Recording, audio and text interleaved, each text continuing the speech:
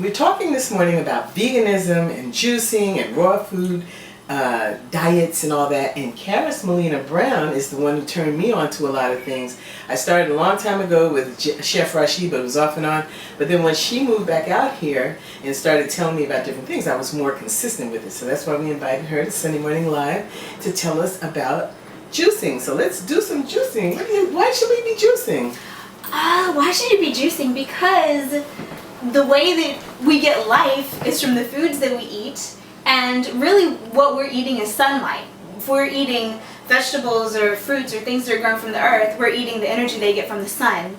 And then when we eat, well, when those who eat meat, you're still just eating the vegetables that are now in the muscle fibers of the animals you're eating, which is still from the sun. So when you juice fresh produce, and actually even when you eat fresh raw produce, you get a lot more fresh life force from it, and you don't have to break down things. Like when you cook food, it's partially decomposed. I mean, when you burn something up, it's gone, and ashes, while you can eat them and they won't hurt you, they're also not nutritious. So when you cook food, you're taking it away from its perfect level of nutrition. And then when you juice food, you're getting everything out of it that your digestive system has to work to absorb. So when you juice something and you drink it, you've absorbed it within about 5 minutes. Wow. And so it's just direct life that you're getting from your foods. So let's make some juice. What are we gonna do? Well, I combine everything. Sometimes there's a food combining issue that people will tell you. I've never had a problem with that. I usually just throw whatever I've got into my juice, and I try to keep superfoods and good, fresh, organic produce around. But normally what I like to put in any given juice is greens. So we're doing kale and cilantro right here. And also some citrus. So we've got a lemon and an orange. We've got apples, which are great for sweetness. Apples are really good to juice. Some strawberries and some grapes. And I think that's it for our juice today. But you can also put in, one thing that I usually love to put in is ginger, a little garlic. Actually, if you put just a clove or two of garlic in, you can't really taste it. It's really good for you. And so, yeah, you just throw it all in and drink it, and it tastes surprisingly good. You might not think so, but if you were here, we could just give you some through the...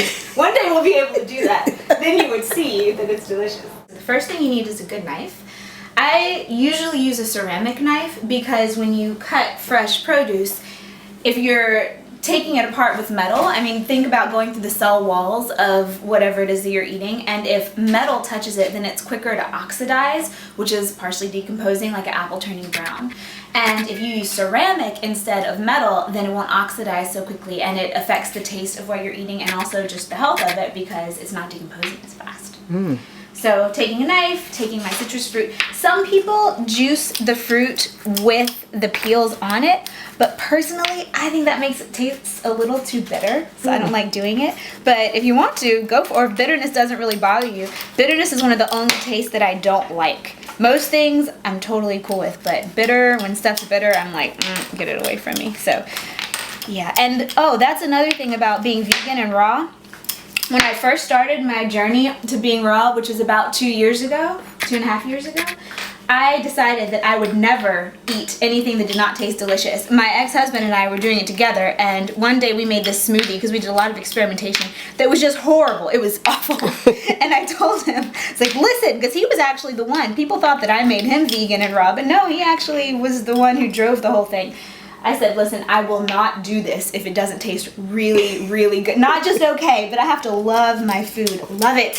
So, yeah, that just goes to show it's not going to taste bad. Nothing that I recommend tastes gross, ever. It's against my religion. My food religion. And then this is a quicker way to, well, with a juicer, you can just put the core right in. But a quicker way to cut an apple, for those of y'all who don't like the cores or whatever, is just that way. We're going to put the core in, though. But, and then so... and so, and so. It's easier. Okay, and then we have our lemon to peel. And then I think that's the last thing we have to cut before we're ready to go. What did I do with the strawberries? Oh, they're right there. You see them? Yeah, okay. they're over in the drainer there. You don't have to peel anything. You don't have to de-seed anything. Actually, having a few seeds, usually when I eat an apple, especially if I'm on a road trip or something, I just eat the core. And they say that the seeds have, what is it they have in there that's poisonous? some type of pectin or no? No, it's like arsenic or something. It's not arsenic, but it's something. But actually, little amounts of it's not arsenic. Oh, this is gonna drive me crazy. But little amounts of it are not bad for you at all. It smells so good. For those of you who don't know, just the vapors from these fresh fruits and vegetables just make everything smell clean. We're cutting through those cell walls. Mm-hmm. Yep. All right. Now, do you compost? I wish I did. When I lived in the country, I did, but now in Los Angeles, I've been meaning actually to find an urban farm to give my compost to, but no, and it's a shame because the pulp from juicing is the perfect compost. But yeah. No. Okay. Shame. All right. So let's Okay, so we've got everything. So we've got the I need a little cup to put under. And we have the strawberries and some grapes. And the cups are up there. Here? Yeah.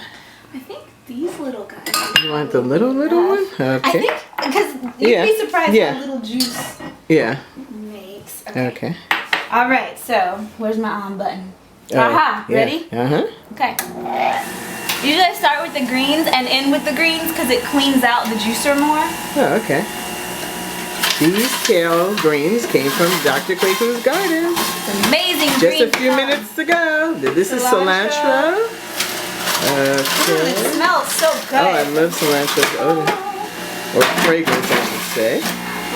And you put some citrus here. You put some lemon and some orange. Oh, you know what? One of us is going to get all the cilantro because I didn't break it in two. It's okay. Well, but maybe just pour it into a cooking I can mix it up. Okay. And now you could get a juicer like this, which has a spinning blade. It's a Jacqueline. Or you can get a masticating juicer, which looks like a big plastic screw. And the masticating juicers get more juice. They're more expensive unless you get a hand crank one, which work really well. I've had one of those before. But they get more juice out of it, and also they don't kill certain enzymes that the spinning blade kills.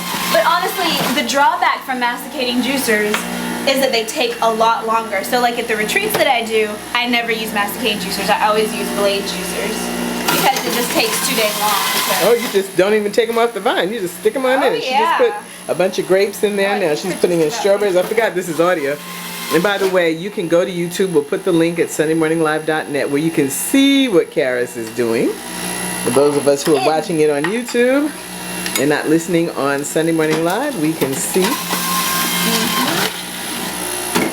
She's just throwing them in there, honey. Let me tell you, it's going. It's not hard. Juicing is so easy. And you can experiment, and if it's nasty, just add some more strawberries. Something else sweet, huh? Yeah, and you're good. Apples make anything taste good. Strawberries. Yeah. And you can just add a couple strawberries, and it'll taste really good. Right. So really, you can't mess it up. Really. Now there's banana over there. That's more for a smoothie. Yeah, I don't really juice bananas. They end up messy. There's no juice in a banana. They make the juicer weird. Yeah. It's not good. Got a grape escapee here. Now, because this has green in it, is this considered a green machine? A green juice? Green machine. That's called the green machine. Yeah. We'll hear about that from, if we haven't already, from Kayla Mason, who is in Detroit. And she talked about the green machine. Look at that. We have the perfect amount of juice. Wow. So we have 2 cups. Now, look at how the juice separates. Wow. But still, look at that color. Yeah, it's beautiful. Alright, so I think we're good to go. We'll pour off a little of this one and this one so that we get the cilantro involved. And actually, we should stir them around a bit so that they don't stay separated. Okay. Okay, so the question was, can you heal yourself through juicing? And I'm not a doctor, so disclaimer, but I would call it miraculous healing through juicing, just because you're getting so many pure nutrients that if you don't juice, then you never get that amount of nutrients in that complexity and that just measurement of the amount that you get from all the different things. And also, your body doesn't have to do any work to absorb it. So it kind of gives you a nice little jolt. And a lot of times, I talk a lot about food coma because when you eat raw and organic, you never ever get food coma. When I first went raw, I would make these really intricate raw foods like pizza and ice cream and all these kinds of things and eat until I was roll me over full at like 10 o'clock at night and then wake up and have lost 2 pounds the next day. I mean, it was crazy, crazy. And so the nice thing about juicing is that after you drink your juice, because usually, I mean, when I juice, I do about double this much, so it would be both of those. And usually I do it as like a mid-morning thing or a mid-afternoon thing. And you get such a jolt of energy afterward. And also you should drink it as quickly as possible because with every passing moment it oxidizes and some of the little enzymes in there will die. And so, yeah, you want to get it in your system. Okay, well, let's get some before it oxidizes. See, look, it looks like dessert, doesn't it? Ooh, let's stir it out here. I'll stir yours too. Do you want to grab some of mine and put this one? Oh, do it? Oh, yeah, we already mixed them together. Okay. All right, So just because it separates doesn't mean it's crazy. And just because it's green doesn't mean it's bad. So, good. Bon appetit. To health Yes. and deliciousness. Delicious health. This is good. I mean, it really is. It's Tastes real. like candy. Now, kale, I love it because I'll actually eat it. You know, like just eat a leaf from the garden. I love kale, so I don't taste the kale. If you know, you Kale can is a superfood. You just Google kale superfood. All this amazing stuff will come up. Woo! Now, if she had put the ginger in here, it would have this kick, and it is so good. But I really like this. Put about a square inch of ginger in, about that much. By that much. Gives you a nice kick. And it's good for your digestive system too. It's very warming in the cold climate. So, Charis, you say that you do these bliss outs, retreats. Tell me about that. Well, they're mostly about intuitive development. And so people who, right now there's this whole gaggle of people who are discovering that they're intuitive and really remembering, because we're all intuitive as children. But, you know, it gets crushed out of you because our culture does not really accept intuition as a recognized form of gathering information. So nowadays, though, it's getting more normal to be intuitive. And so what happens at the bliss outs, and the reason I call them that is because it's my belief that you get further faster with intuition and just general life satisfaction if you learn through joy and through fun and through connecting with like-minded people rather than like the old academic scientific model of beating down every idea to make sure it goes all the way through the gauntlet in order to accept it. It's more my opinion that if you get together, there's this amazing synthesis and alchemy that happens. So what I end up doing is providing this space for people to come. So usually we rent like a beautiful retreat house and a cool place, and we do cool things. Like a couple weeks ago, we just went up to Mount Shasta and did a Native American sweat lodge ceremony and all this cool stuff. And then these people come in, and the people who are drawn to the bliss outs are always these amazing people. So they come and they all get together, and what ends up happening is they meet each other. So I facilitate it, but I don't really lead it. I mean, I lead some meditations, and we have amazing food and da-da-da. But really, it's just all about the people coming together, and it creates this wonderful, like, bright star of just amazingness that's this whole weekend. And 3 people at the Bliss Out in Shasta told me it was the best weekend of their life. Wow. I was shocked. Wow, but you said there's this energy on Mount Shasta. She does these videos, and you can go to, what's your YouTube handle? It's Charis Brown Malloy, I believe. Charis Brown, Malloy. And she has all these videos from, you know, her experiences there and leading to it and going way back. And what was that cleanse you and Terry did? Oh gosh, the apple and gallbladder cleanse. Oh man, that was so gross. Horrible. It was so gross. But I'm glad I did it. It worked. It worked the way it was supposed to. It was lemon juice and olive oil. Juice and olive oil followed by lemon juice. 6 ounces and then 6 ounces. And, oh God, I thought I was gonna pass out. I don't even want to know. But so gross. I have tried the olive oil and something else, and it's really hard to drink that. I do have a question because I'm thinking some people watching are saying, "What is that piece of jewelry?" My bindi. Your who? Bindi. What is that? These come from the Middle East, the tradition. And over there, women wear them to show if they're married or not. That's not why I wear it. About 3 months ago, I guess, I started getting this really weird feeling like I should have something on my forehead. This is what being intuitive is like. It's confusing. Like you have to figure out what the heck's going on. And then later you'll get validation that what you did was right. But at the time, when you're going on intuitive feeling, sometimes you wonder about your sanity, seriously. So whenever I would even touch my forehead, I'd be like, man, something needs to be there. What am I even talking about? Because I didn't know anything about bindis. And then I saw a couple images of them one night, late at night. I'm doing research on the internet like we do, you know, everybody does it. And so I see what they are, but I noticed that most of them were just like made out of glass and plastic. And so I found one person that made them out of real crystal, and this one's a lapis lazuli. And lapis lazuli like brings together your higher chakras and your lower chakras, and it helps ground and activate and all that kind of thing. So I have only about 5 bindis now, but they're all different crystals. And so in the morning I look at them and see which one I want to wear that day, kind of by its residence, and then it's infusing my third eye, so my pineal gland, with whatever the properties of the stone is. So for instance, I went to a wedding earlier summer, I used the rose quartz one because it made me feel very loving, and it made my intuition have a flavor of being loving. Sometimes I wear the jade one, which has certain properties. Sometimes I wear an onyx one, which is good for like protection and really deep grounding, stuff like that. So that's the bindi story. Well, that's beautiful. I like that one that you have there. I wonder how many people are going to start wearing them now because of you. I don't know. Well, it's good for you. I think I'm going to start making them too. I don't think they're hard to make, and they're not expensive to make. You just have to get the stuff. So she's an author. She has a book, Journey of the Starseed, and a number of others. One is coming. How can people go to your website and support your work, or maybe even join you on a Bliss Hour? Ooh, it's easy. My website is charismelina.com. CharisMelina.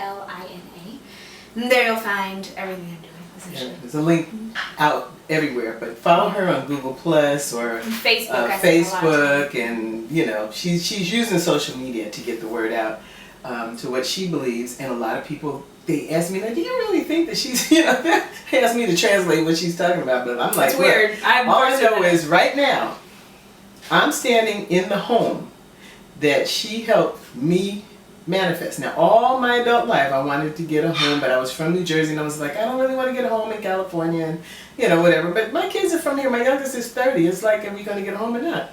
And she was like, all you have to do, and she told me what you had to do.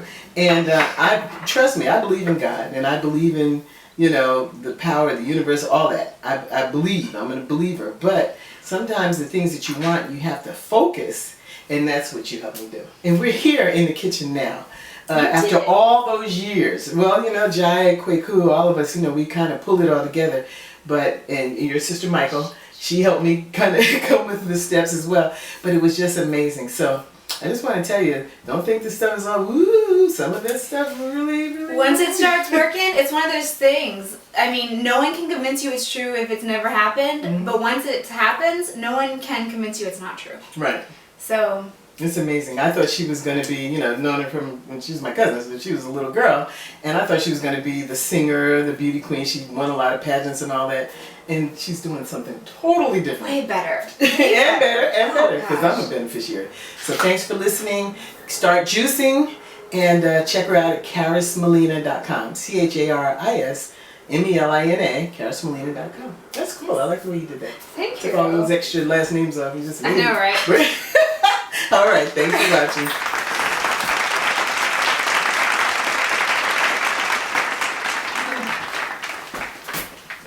What is this? Hail Mary macaroons. I found them at Whole Foods. Hail Mary, M-E-R-R-Y. Yes, Mary, with a little blue Mary Queen on there. Now, we're supposed to be vegan and... no, they're ingredients. Organic shredded coconut, organic maple syrup, natural raw almond flour, organic extra virgin olive oil, pure Madagascar bourbon vanilla, and sea salt. That's it. Bourbon vanilla? It's the second to last ingredient. Okay. We will try. Where did you get these from? Whole Foods. We were looking for chocolate. We were going to make strawberries dipped in chocolate, but they didn't have them, and so here we are. I gotta figure this recipe out. Let's see if this is good. Oh, it's heaven. I'm not just lying. You know, it tastes like cookie dough. A little bit. With some coconut. I love that consistency. So, the things that you make can be great. I don't eat nasty food. Have I ever told you to eat anything that was gross? Ever? No. Coming up next, Chef Rashid Stone Coyote Patton. He cooks all this stuff, which is really not cooking because it's all raw, and he assembles these things, and so we'll hear from him. Thanks for listening. This is good. These are really good. This is stupid. This is like, this ain't supposed to taste this good.